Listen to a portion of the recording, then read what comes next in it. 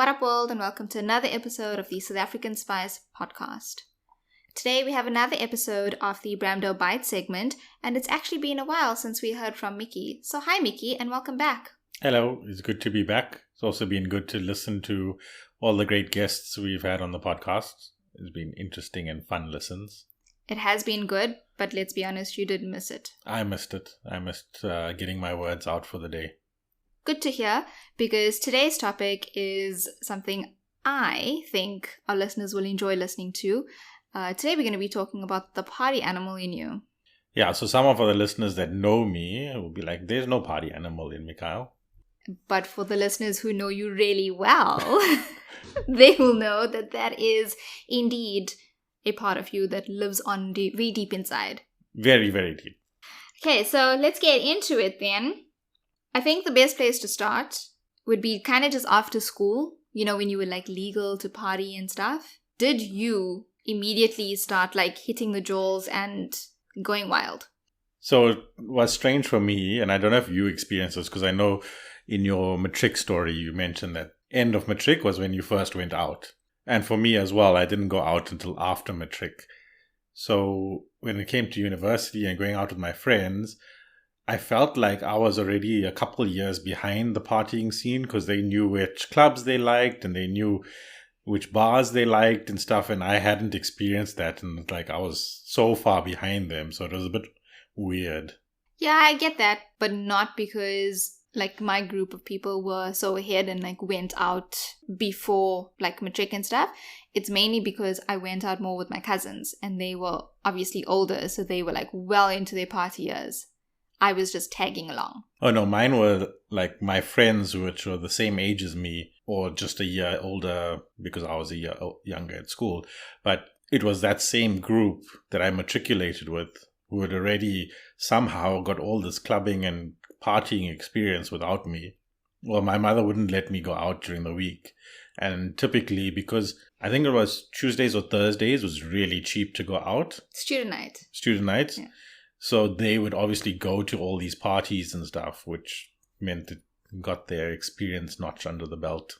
Okay, so we were very much in the same boat learning how to club and how to jaw. Yeah, but I got to experience first year twice. So the second time around, I was older and I already had a couple years of partying under the belt. So you like really went for it. Yeah. We'll say that was the reason. I won't say it's because someone else was involved, but yeah. I want to talk about, you know, your first clubbing experience, but before we get to that point, I think an important thing to discuss is probably how our parents felt around like drinking and stuff. Like what their take was on drinking. Do you want to go first? Yes, I'll go first, but it's strange because I don't think my parents really had an opinion, or I didn't notice their opinion about me drinking because it was just assumed that I don't.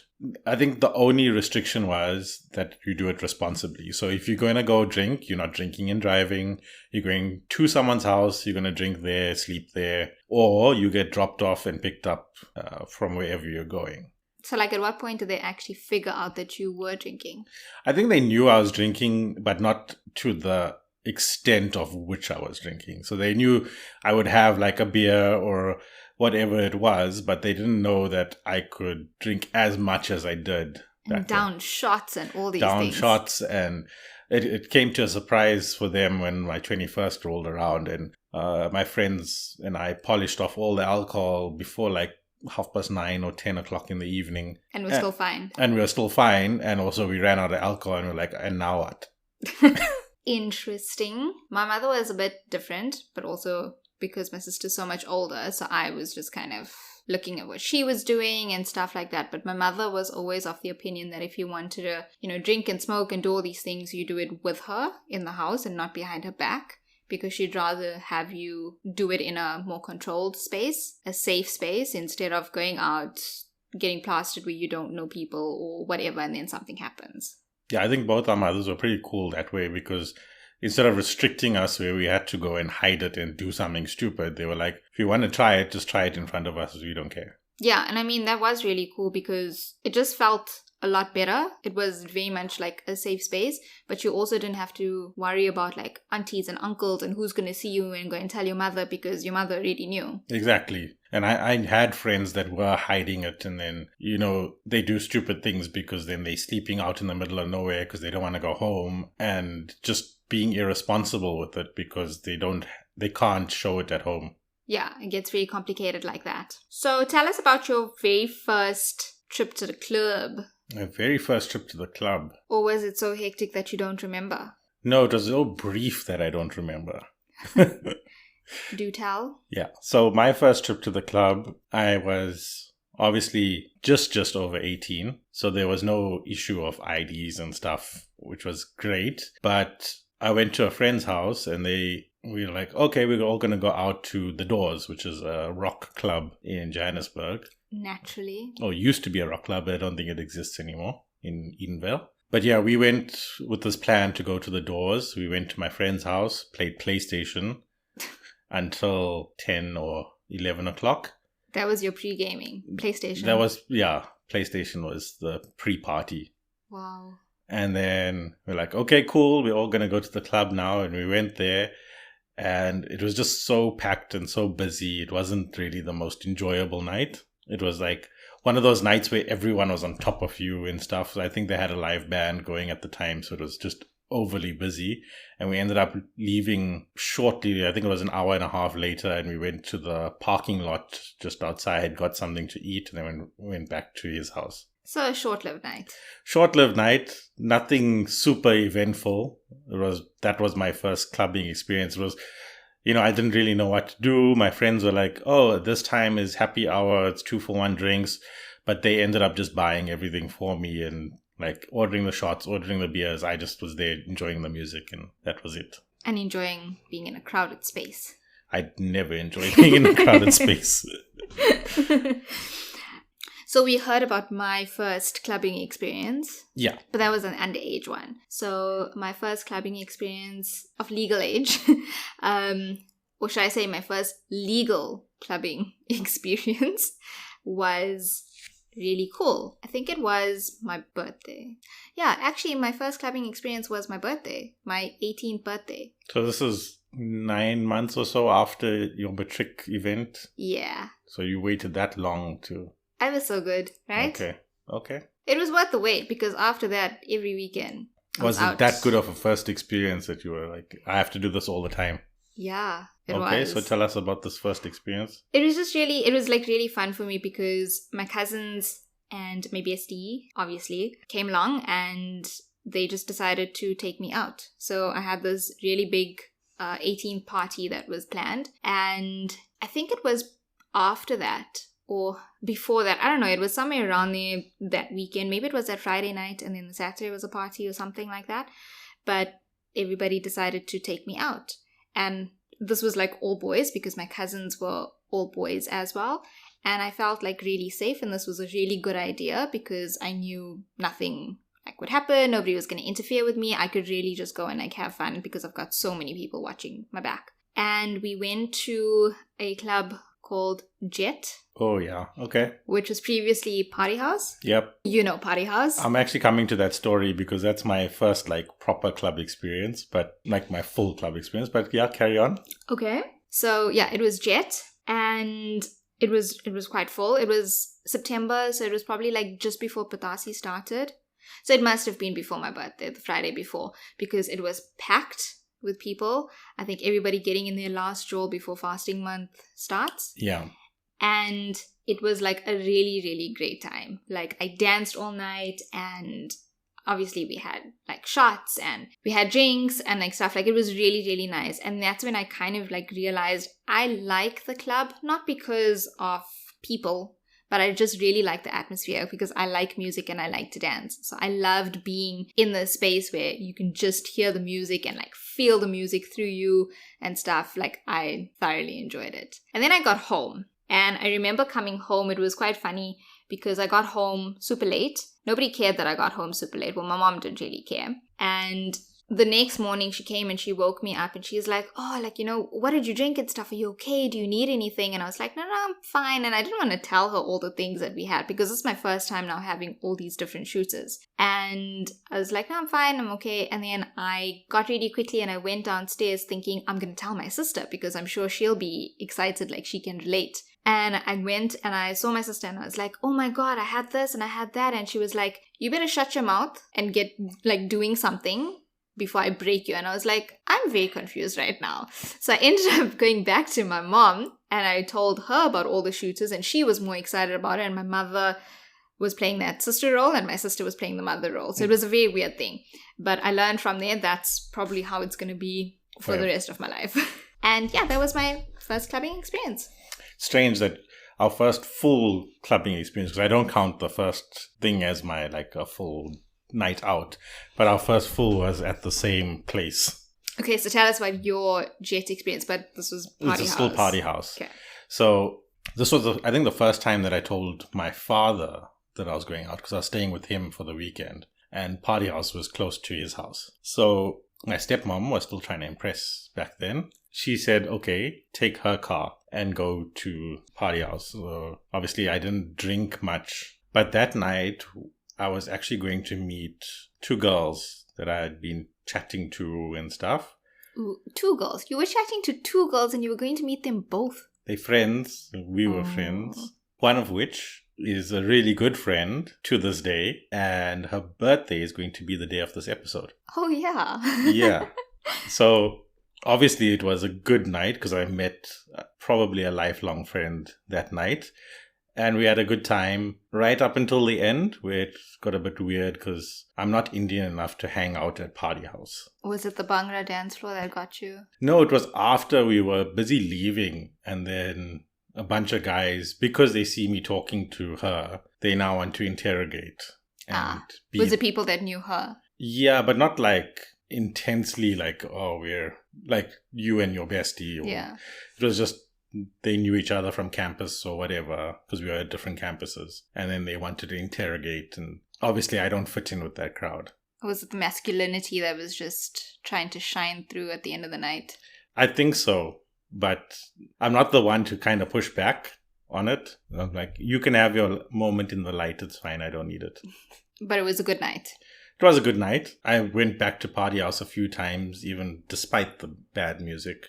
It was not bad music. It was just not your music. Yeah. Because it's clear that you and I have very different music tastes. Very, very, Apart very from our different. Disney playlist, I think that's the only thing that's like completely in common. Yeah. But everything else is completely But there's no opposite. clubbing with Disney music, so. Unfortunately. We should start one. We should. I agree. I wanted to say, like, so I had an experience at party house when I was dating someone later in the year. And we went there, and then obviously there's a lot of harassment towards Indian girls, especially in a club full of Indian guys where they're touchy and stuff. And I saw this happening with her, although like she took care of it herself. Was there a lot of that for you? Like people trying to get handsy and... So much. So that is the typical Indian girl experience in South Africa for clubbing. That is definitely the typical Indian girl experience. And the reason I laugh is because I've had some incidents in clubs and places. So I'm not one to wear a dress or a skirt or anything. Back then I never wore like dresses or skirts or like showed my legs or anything. So I always wore jeans, but I also felt it was the most comfortable thing to do because there was less chance of somebody, trying to get handsy. I mean, it didn't really stop them because a lot of people still tried. And then the other thing I used to do is I never ordered like a spirit with a mixer. So when I went to the club, I would have shooters at the bar and then I would probably have like a cider in a bottle because it was easy to, just like put your thumb over and then like you didn't have to worry about anybody trying stupid stuff. So that's what I did, but I've hit a couple of people. I've gotten physical with people in the club. I think the worst one was probably, so it was a girls' night out. I went to the bathroom and I went alone because I'm not one to like, hey, come to the bathroom with me. Like, I've always been okay to go alone. I think that's because I used to go out with the boys so much. So it's just a normal thing for me. And then as I was walking back, This guy was like super wasted, and as I was walking back, he just like popped into my pathway and he put his hand in my face and then he like tried to kiss me. So I punched him. I may or may not have broken his nose, I don't know. I just kind of walked away after that. And then I think a lot of other guys that were trying to like get a bit close after that, some of them saw it and then they like stayed away, which was great because I like to be left alone. But yeah, that was a usual occurrence. Like people would just try and touch you or they dance up next to you, stuff like that. It was weird. Yeah, I never got it, like the hookup culture at the clubs, because that was never the intention for me, is to go there to meet someone. Yeah, me neither. Me neither. What I have done is I have made friends in the club who are girls. Okay. So like you say that you noticed girls getting harassed and stuff. Yeah. It was actually one of my last clubbing experiences before meeting you. A friend and I went to one of the clubs. It was a little bit of like a dead night and there were two girls there. And I think they were just literally, the two girls left for the night and she was celebrating her bachelorette. So she was about to get married and stuff. And I saw these guys like keep coming and like harassing because now obviously she's wearing the sash and stuff. So they thought, oh, okay, it's your bachelorette, like, you know, gonna get lucky or whatever. I don't even know what that's about. But anyway, that's what it was. So I kind of made sure that we stood close to them. And when these guys came, and my friend and I both were like, stay with us, just like leave. And yeah, that girl and I ended up, you know, exchanging Instagrams and we DM'd a couple of times and we meant to meet for coffee, but, you know, life got busy and then we moved. So yeah, that is definitely the norm in the club. And I don't even think it's for Indian girls. I think it's just for girls in general. Yeah. But I think maybe, I don't know, Indian girls are seen as to be like more timid or something, so more guys take a chance with that. But I mean, it was like that back then. I don't see it so much now. Or maybe it is, I don't know. Maybe we're just old and don't go to club. I don't know, because also the younger friends that we do have were not the type to go out clubbing and stuff. So I found my place, although there's a lot of partying stories and a lot of club stories, the best stories usually involve very limited time at the club. And it's usually what happened before, after, and on the way that was like the memorable parts. And I can think back to my best friend and I and the other friend, three of us club hopping between News Cafe in Sandton to Sway in Sandton and every other club on foot, walking in between. But we probably spend more time walking between the clubs than actually in the clubs. And that was still like one of the good nights out. Those were probably the best nights out. Yeah. It was the three of us just. But then when I think about it, it's more the time that the three of us spent together that was what was important. It wasn't really the in the club part. I get that. I think I always had a good time in the club. And yeah, I mean, I've also got the stories of before that was great or other events that had happened aside from being in the club. But I think my favorite part of going out was the after the club, the McDonald's. So you did News Cafe in Rivonia. Yeah, we did the McDonald's in Rivonia as well. Yeah, but you did the News Cafe in Rivonia. I did the News Cafe in Hillfox. Okay, yeah. That was also like the spot to be. I was there constantly, and because the McDonald's was across the road, it was literally quick walk over, walk through the drive-through line, and those were like my favorite times. Yeah. My best friend's house was a couple 100 meters from the McDonald's in Rivonia. So that would obviously be the last stop and then walk back to his house. I think it's pretty normal for McDonald's to be, you know, the end of the night. Yeah, for most people. I think that's a South African thing. No, I don't think so. You don't think so? No, I think it's international because I've seen a lot of like videos where, because McDonald's is usually the... Well, I think in America and stuff, I've seen the videos, but they have more options. They have other restaurant chains that are 24 hours, whereas in South Africa, it's primarily McDonald's only. Well, at least in the good old days, it used to be. Actually, for one of our friends' 21st, we went to Margate. So his parents bought us all, they paid for the accommodation. They just said, you guys figure out how you're getting there. We'll pay for the week there and what you're going to eat and whatever. You all sort that out. So we went to Margate, obviously partied every night, but there was no McDonald's in Margate to go to after. What there was a Steers. Ooh. But not always the best choice because Steers is heavy. Yeah. And then to have such a heavy, thick burger patty after a night out of drinking made us really sick. I agree. McDonald's still. Although our latest thing has been Indicios. Oh, yeah. Oh, Indicios. Indicios. However you pronounce it, it's been that thing.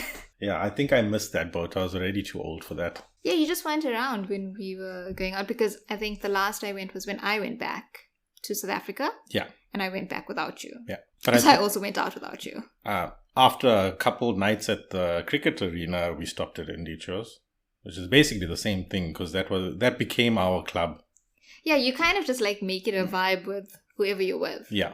That was definitely some of the more exciting times. But, okay, so, being a party animal is not just about like going to the clubs and stuff. It's also, I don't know, I guess just partying that you did in general. Yeah. So did you have wild parties, or were you a part of wild parties? I can tell you about our first wild party experience, which the person whose 21st it is going to kill me when he listens to this, because he knows. He'll get over it. Yeah. So my best friend, he turned 21 in our second attempt at university in second year. And his was the first 21st. He's born in Jan, so his was the first 21st out of all our friends. And we had this big thing at his parents' house. So his parents gave him a huge budget. I can't remember what it was, but they're like, you can use this just for alcohol. So we literally took, I think we had the bucky at the time, and we filled the boot completely full with alcohol. But we went and bought the cheapest stuff so we could get the most alcohol. The stuff that gives you headaches. Oh, there was, I think it was like, we found a bottle of vodka, which was 20 Rand or 25 Rand for a 1 liter bottle. Sure. It was like drinking paint thinners. So we took all the alcohol. I went back to help him set up, because obviously he and I were very close. So I was there early and we were setting up. But he insisted that before the party gets there, between myself, him, and the other friend, we need to finish that 1 bottle of really cheap, disgusting vodka. So pre-game on cheap stuff. Yeah. So we did. Obviously, everyone got there, started drinking a lot more. I ended up passing out in his jacuzzi very early on in the night. This is a funny story because you didn't just pass out. I did just pass out. I don't know what you're talking about. Well, I'll complete the story then for you, because you didn't just pass out. And the only reason I know this is because he made sure he said this in his wedding speech. You didn't just pass out. You passed out and proceeded to slide underwater, and somebody had to come and rescue you to make sure that you were breathing, because it just wasn't happening. That's kind of what happened. Yeah, so I went to sleep in his bed while the party carried on, because I was way too wasted. I heard them come in and out of the room, check on me, but that party got wild, because as I was sobering up in the room, I could hear all the commotion going on. It was flaming Lamborghinis. Oof. And that was the first experience for many of the people at the party with flaming Lamborghinis. One guy, he had his first flaming sitting at the bar on the stool, and as he finished the last shot, he passed out, but from the bar stool, he just like fell over. Then the other guy, he also was drinking his flamings. He thought he was very experienced at it, but as he hit the straw rum shot in the flaming, he proceeded to throw up, but in his hand. And then he thought, oh, it's a great idea to then run into the pool while he's throwing up. Oh, that's so disgusting. We had guys jumping off the roof trying to get into the pool during that night. And this is still before they decided to go to the club. They were still going to the club after this. Yeah, so someone came in to wake me up, and they like, okay, we're going to Truth. Are you going to come or not? And I was like, I'm not coming anywhere. I'm staying here and I'm sleeping. So they went, and I swear it wasn't even an hour later, and I could hear them coming back. A whole lot of commotion. The doors were all locked, so they were trying to climb through windows. They did climb through windows, broke some of my friend's mother's antique vases and pictures and stuff, because as they were climbing through in their drunken state, they destroyed everything. So I woke up and I was like, okay, I'm going to go and let everyone in. So I went, opened the front door, let everyone in, and then realized the door closed behind me and I was locked outside and everyone was inside.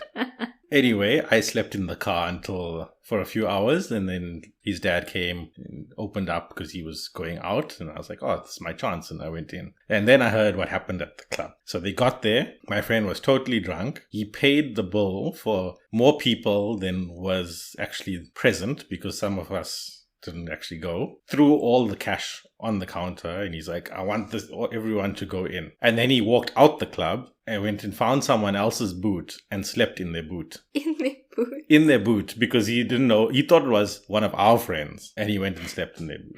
How did I get the boot open? No, they were like a car bar. Oh. So he just went and made himself comfortable and got in someone's boot and slept. So then that's obviously why they all came back early, because I think they wanted to fight with him, and then, yeah. Boys are crazy. It was just the start of our crazy party nights. I think we have to clear up something, because you said, we've been saying this a lot, you're like second, first year and stuff. Yeah. Let's just go through it so that everybody understands what exactly you mean. Okay, so I did first year straight out of high school as a mechanical engineer. Had too much freedom, too much partying, and failed my first year. After which I took a gap year as partly punishment. Mostly punishment. Yeah. Let's be honest, because mommy's going to listen to this and you're going to get punished again. So let's be honest. Yeah, so I got said, you will stay at home. You will only go and do extra courses to get your shit together, basically. And then in that year, I reapplied to restart first year. But tell us all the exciting things you had to do also in that first year. Oh, in my gap year. I stayed at home and watched Days of Our Lives and Bold and the Beautiful with my mother, because that was the only thing I was allowed to do. That was your TV time, right? That was my TV time. I did take some relief because that year I walked a lot. So I went to fetch my sister from school, and I would walk to go and fetch her because that was an excuse. And then, or I'd take my car sometimes, depending on how she felt, if she wanted me to pick her up on foot or by car. But at least that was a break from the soapies. And did you get to go to the shop? Were you allowed to? I was sent to the shop on duty to get stuff, which was great. And then I would make excuses. So with a friend that I met at Party House, I would make excuses and say I'm going to drop off an assignment at UNISA. Even though there was a drop box really close by, I would say, no, I have to drop it off in the main campus, which was by your side of the world. Mm-hmm. Then I would go meet her at UJ, spend some time with her. We'd take a drive to drop off my assignment and then come back. Well, I mean, it worked because you learned that year. Yes. You got disciplined again, and then you went back for second, first year. Second, first year, and then started over and didn't fail a thing after that, because I was like, I'm not doing that ever again. But this is also where you met your besties, so yeah, that's how your party life started. That's where the party life really started, was when I met him. Makes sense. But you had your party people from high school, basically. I had my party, I had two of my party people, but I actually think I partied more with my cousins. For the first year or two, I was mostly with my cousins. And my cousins were quite a bit older than me, actually. I mean, some of us were around the same age. There was one that was a little younger, but he looked older. So obviously, he was used to it. And like their group of friends is, who I spent my time with. But yeah, I partied with them a lot. So every weekend I was out. From my 18th birthday, I think absolutely every weekend I was out. If I wasn't out with them, going to I would say a club, but the club was always Jet. In the rare occasion, it was Vaka. If I went with my bestie, then we probably went also, I think, to Vaka or to Jet. And then if I went with the girl bestie, we spent a lot of time together in News Cafe. So weekends where we didn't have plans, I don't even think it was weekends. I think there was a phase I went through with News Cafe where I would be there on a Friday. So Friday was girls' night. Saturday was whole group of people, and Sunday I'd go and watch soccer. It got to a point where I would literally just walk into News Cafe. A table was just there waiting for me, and they even knew the group of people I was coming with. So they knew where to put me on different days, and they also knew what drink I was having. I mean, I felt like a G. I wasn't, but I felt like one. Yeah, it's strange how at some point, maybe we all go through this where we have this pattern of every week we do the same kind of club out thing. because not with my best friend, but the other guy that was really close to us, he and I would go out every weekend, but we ended up every weekend going to the Doors, even though he doesn't listen to rock. But just because the Doors was the cheaper place to go, it was still quite a vibe, and it was familiar and close by to our houses. So we went there every weekend as a kind of habit. Yeah, I think that was the only place. I don't think I had anywhere else that was habit, actually. So my party days were pretty much normal, like nothing hectic, nothing wild or crazy. I spent a lot of time with my cousins. We would, go to their friends' houses or their group or whatever, their houses even, pre-drink, go to the club, drink more, but never got drunk, never threw up, never had any of those things happen. I just really enjoyed dressing up. I enjoyed wearing heels, and I enjoyed dancing. I enjoyed the music. So even if the club was empty or a place we went to wasn't jumping yet, I would still be living my best life. If I was the only one dancing, it was fine. I was the only one dancing. It was cool. And then my sister eventually came around. This was the year I turned 18. So September was my birthday, and December, New Year's Eve, she decided, okay, she's now gotten over this thing of me being her baby. Well, not really, but of me being, drinking and stuff, and decided that her friend was going out for the New Year's Eve party at Wild Waters. It was an all-white party, Waterworld. Oh yeah, in Augsburg. Yeah, that was the place to be, and she decided she was going to take me with. The 2 times that I drank when going out and got absolutely plastered, wasted, shoelaced, whatever words you want to use, and threw up were the 2 times I went out with my sister. But you think that's because when you're out with her, you feel a bit more safe and protected, so you can let loose? I have no idea what it is, but maybe it's that. Maybe it is a little bit of that, but it was crazy. Listening to you saying you had quite normal, not really eventful party days, and then thinking back to my own, and I'm just thinking maybe because I'm a guy going out with a group of guys that we kind of tend to let loose a bit more, because generally when even if it's just 3 of us guys, one of us is gonna be sober enough to take care of the other 2, and you feel okay, whatever happens. Maybe it was that, but I don't know, because when I went out with my cousins, there was also always somebody who was sober. Oh, on that point, maybe we should point out to the younger people, I don't know, maybe this applies to you too, but in our day of clubbing and partying, there was no Uber. Yeah, my days too. Yeah, your days too. So Yes. the Gen Z people need to know that there was no Uber. Someone had to be designated driver because taxis were hella expensive back then. Yeah, and also really difficult to come by. Oh yeah, I remember we used to pre-book our taxis. So we used to phone, I think it was Zebra Cabs or something back then. I don't even know, because I never used it at all. But we used to, you phone the number and you make a booking and you say you want to be fetched at 2:00 from this location, whatever. And then I think an hour before the time, they phone you to confirm it. And if you don't answer, then they cancel it. Yeah, I've heard of this, but never used it. Yeah, it was really difficult to get someone. So someone typically in the group would have to be designated driver and sober. Yeah.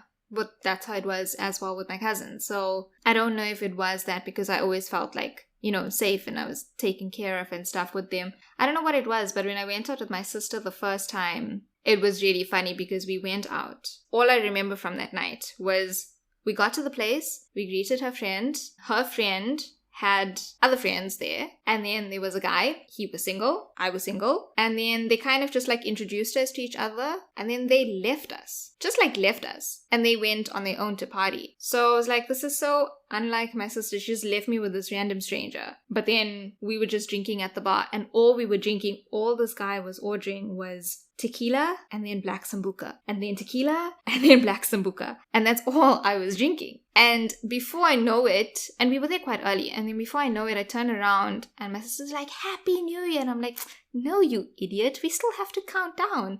And she's like, "Yeah, but we didn't you hear anything?" And I completely missed the countdown because we're standing at the bar drinking. Okay. And I remember that was probably the end of it. That's all I remember. I know it rained. We're wearing white. My clothes was really messed and really black and muddy and stuff. I'm pretty sure we threw that outfit away. I know I threw up on the way to the car, but I remember nothing else. From the time she said Happy New Year to the little blurred images of me throwing up and getting into the car and stuff, that's all I remember. Nice.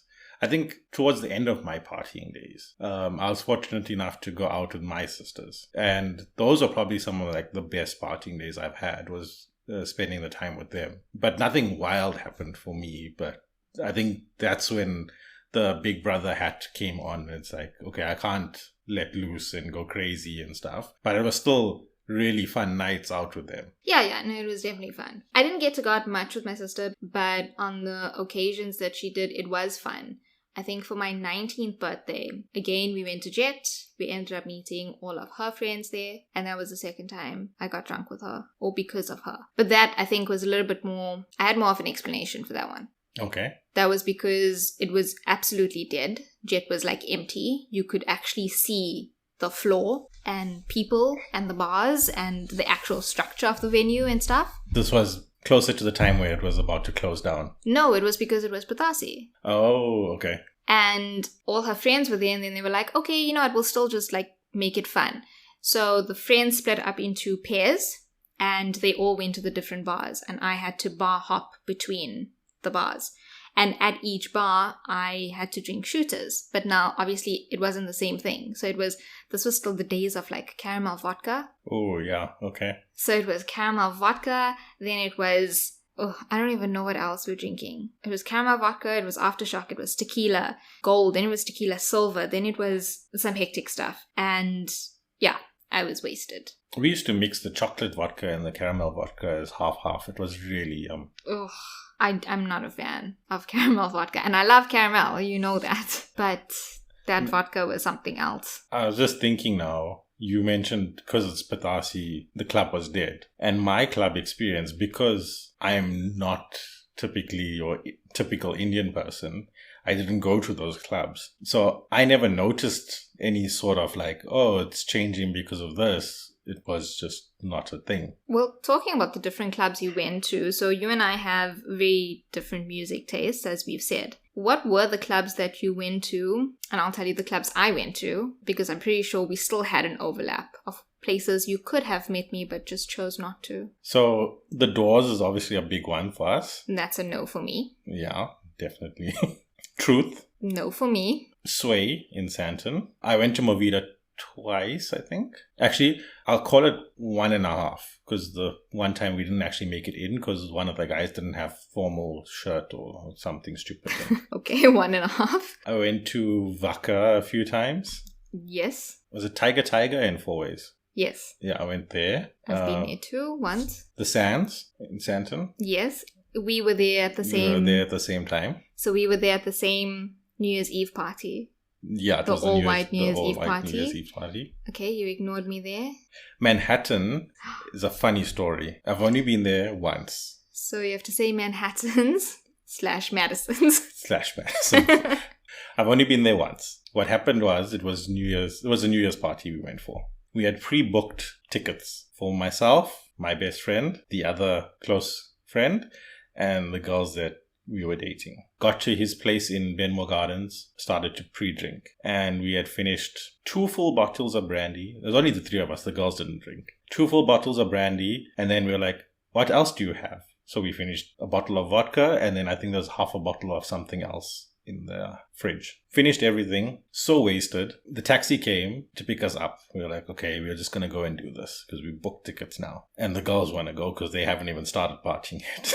So they weren't really pre-drinking. No, they were waiting to get there to start the party. We got there, gave our tickets, walked in. The 3 of us looked at each other and like, we're going to be sick because it's so stuffy in there and we're drunk. So we're like, okay, you girls go do what you need to do. We're going to be outside. We'll come when we're feeling a bit better. We literally waited there until it was time for the countdown. We walked in, did the countdown, walked back out and stood outside talking and breathing and sobering up. And then obviously the girls were like a bit miffed at us and they came out shortly after that and they're like, okay, let's just go home. So you started your New Year's by also putting yourselves in the dog box. Yes. So that was Manhattan. Have you been to any clubs in Durban? So there was one in Umhlanga that we went to. I went on a boys' trip with the cricket team once. The one friend threw up in the club Oh, gosh. on the other friend. Oh, my gosh. But I can't remember what the name of the club was. I went to Tiger in Durban, and that was it as far as Durban goes. Okay, so we had a few crossovers. But I think the New Year's Eve party, was probably the only real crossover. Yeah. Because when I went to Party House, it was still Party House. It wasn't Jet. I was still underage. And when I went to Vaka, you weren't even finished matric yet. Yeah, okay, so I was still underage. Yeah, so I think we wouldn't have crossed over. Yeah, so my blazes were like, obviously the ones I just said now. And then in Durban, I spent a New Year's Eve at Beach Bumps. That was like a party. It was a very big party. It was really nice. And then I went to, I think I only went to one club, and it was Azar. And yeah, that was pretty much it, because I didn't spend enough time in Durban after I was 18 to actually go to clubs there. Oh, the other thing I did in Durban was Aquafest. Oh yes, I've heard of Aquafest. I never went. I think we were planning to go and then just never did. It was pretty fun. So yeah, I think that was like the only real like party experiences. And then in Joburg, it was all the places, I just said. And in addition to that, Why Not? Why Not was like our spot as well, and Cuba in Greenstone. But I think some of my most memorable like party times was work functions because of what I did, and that was the flagship events and stuff, and getting like all the trainees together and going away for that week. And those nights were by far the most hectic nights. The night of 23 tequilas. I found that, your accounting firms kind of did the partying for functions a bit harder. Yeah. Than the rest. Because I know for us in the engineering field, bar my first job, it was always capped at 1 or 2 drinks. You get tokens, and that's your limit, and then you're cut off. It never got to that stage. CAs know how to party. They work hard, but they sure as hell play hard too. So I obviously had to learn to party hard with them, and those were definitely some of like my favorite nights of like drinking, dancing, and socializing. And when did the party life kind of tail off for you?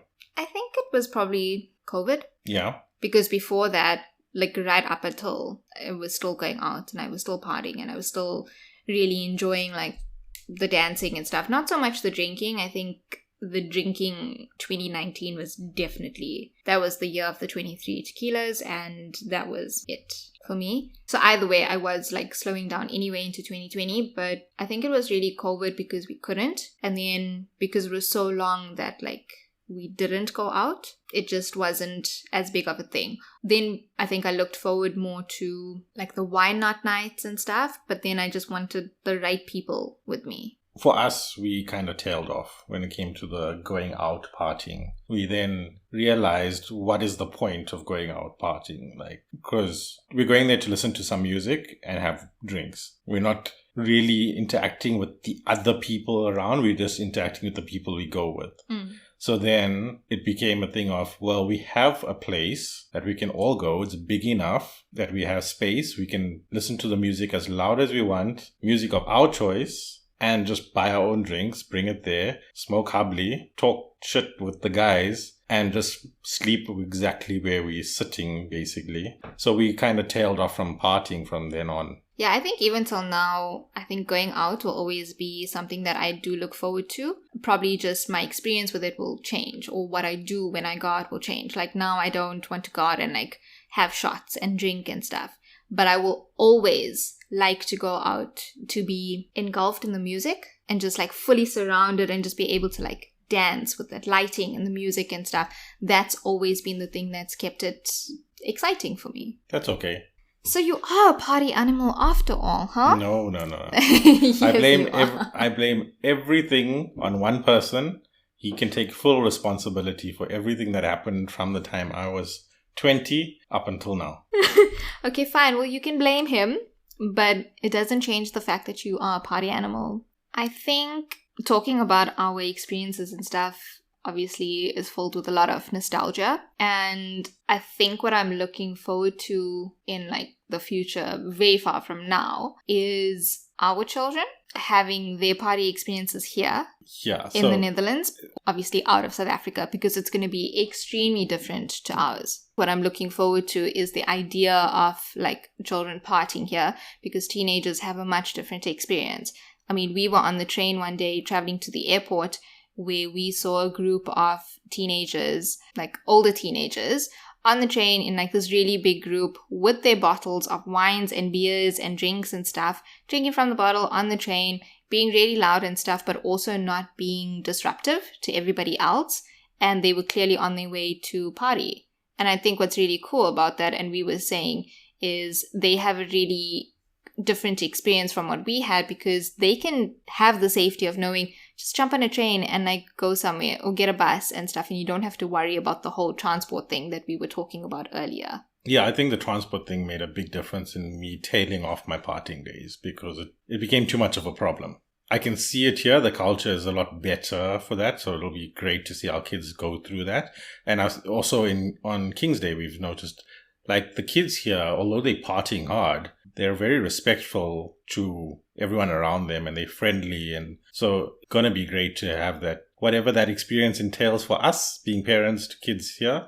But we didn't really speak about concerts as parties. There was a lot of concerts that I went to with my sister, with my friends, which were great nights out. And that for me is more a great party, because there's something extra that you're going to interact with. Because you're not going to interact with other people. It's good. But you're going to see a band, you're going to see a singer or whoever. Yeah. Yeah, no, I haven't been to a lot of those. I think we should go to more concerts, because like South Africa, it's always like this big thing when a star comes to South Africa, because they come so rarely. But now being in Europe, I think it's easily accessible. Easy to get. Yeah. Yeah. So we should do a few more concerts, because those are nice nights. I agree. So that is going to be on our list of things to do. We'll just add it on. And after we have some experience with some concerts, then we shall recap that too. We will. Well, thank you, Party Animal, for joining us again, and hopefully we get to speak to you soon. But, you know, it's just a busy time out here in the life of the South African Spice podcast, you know? That's good. You guys enjoy. I will be back with more stories whenever you'll have me. Perfect. So until our next episode, Shup, Sweet and Aware. Lots of love.